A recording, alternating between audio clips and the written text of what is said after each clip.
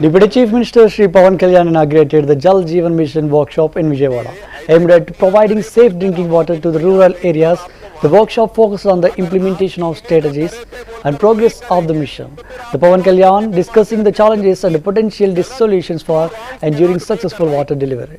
The event was attended by officials and experts from the water department who shared insights on the mission's progress and how to overcome the hurdles in achieving its goals. మీరు వెళ్ళి చూస్తే బేసిక్గా Jal Jeevan machine మన కేంద్ర ప్రభుత్వం మనం CR Patil గారి దగ్గరికి వెళ్ళి నేను మాట్లాడితే వాళ్ళందరూ అడిగిందంటే మీ గత ప్రభుత్వం మీరు చేసినవి అన్నీ చాలా అబ్సర్డ్గా ఉన్నాయి. మేము అడిగింది ఏంటంటే పర్మనెంట్ అంటే ఒక సస్టైనబుల్ వాటర్ సోర్స్ నుంచి రావాలి. అంటే బేసిక్గా వాళ్ళు అడుగుతుంది ఏంటంటే మీకు రిజర్వాయర్ నుంచి నీళ్లు తీసుకుంటేనే ఇది ఇస్తుంది.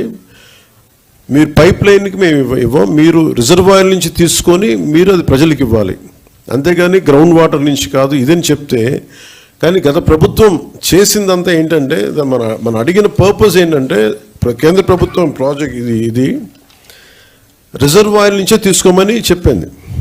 కానీ గత ప్రభుత్వం ఈ 4,000 కోట్లకు కూడా, ఎందుకంటే మనం కొత్త ప్రభుత్వం వచ్చాక దాదాపు 700 కోట్లు మనం తీసుకున్నాం, మనం చేసిన మనం తీసుకున్నది.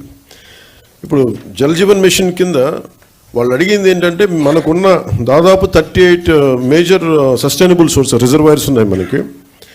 వాటికి సంబంధించి 95.44 ట్యాప్ కనెక్షన్స్కి 38 వాటర్ రిసోర్సెస్ నుంచి సస్టైనబుల్ వాటర్ రిసోర్స్ని తీసుకోమని ప్రతిపాదన ఉంది. కానీ గత ప్రభుత్వం ఏం చేసిందంటే 4,000 కోట్లు కూడా గ్రౌండ్ లెవెల్లో చూస్తే కంప్లీట్గా కేంద్ర ప్రభుత్వం నిబంధనలకు వ్యతిరేకంగా చేశారు. ఏదో 1-2 స్కీములు తప్ప మిగతావన్నీ కూడా అంటే ముందు పైపులు కొనేశారు.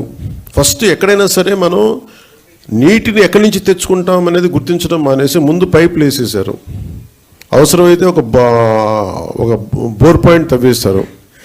అలా ఇచ్చేస్తే ఇక్కడ మీకు చూపించదలుచుకుంది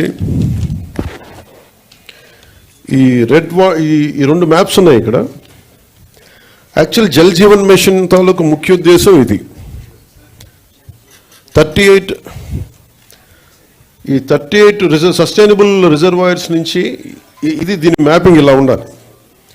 ఈ రెడ్ ఎందుకున్నాయి ఇక్కడ, ఈ రెడ్ ఇవన్నీ ఎందుకున్నాయి అంటే ఇవన్నీ బోర్ పాయింట్స్తో చేసింది. దాంట్లో కూడా మీరు వెళ్ళి చూస్తే బేసిక్గా జల్ జీవన్ మిషన్ మన కేంద్ర ప్రభుత్వం మనం సిఆర్ పాటిల్ గారి దగ్గరికి వెళ్ళి నేను మాట్లాడితే వాళ్ళందరూ అడిగిందంటే మీ గత ప్రభుత్వం మీరు చేసినవి అన్నీ చాలా అబ్సర్డ్గా ఉన్నాయి. మేము అడిగింది ఏంటంటే పర్మనెంట్ అంటే ఒక సస్టైనబుల్ వాటర్ సోర్స్ నుంచి రావాలి. అంటే బేసిక్గా వాళ్ళు అడుగుతుంది ఏంటంటే మీకు రిజర్వాయర్ నుంచి నీళ్లు తీసుకుంటేనే ఇది ఇస్తుంది. మీరు పైప్ లైన్కి మేము ఇవ్వం, మీరు రిజర్వాయర్ నుంచి తీసుకొని మీరు అది ప్రజలకు ఇవ్వాలి, అంతేగాని గ్రౌండ్ వాటర్ నుంచి కాదు ఇదని చెప్తే.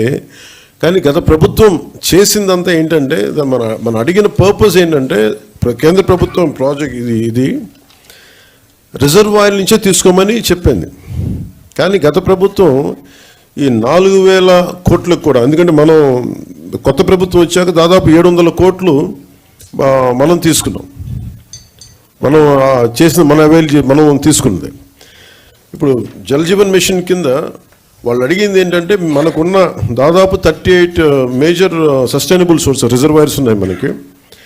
వాటికి సంబంధించి 95.44 ట్యాప్ కనెక్షన్స్కి 38 వాటర్ రిసోర్సెస్ నుంచి సస్టైనబుల్ వాటర్ రిసోర్స్ని తీసుకోమని ప్రతిపాదన ఉంది.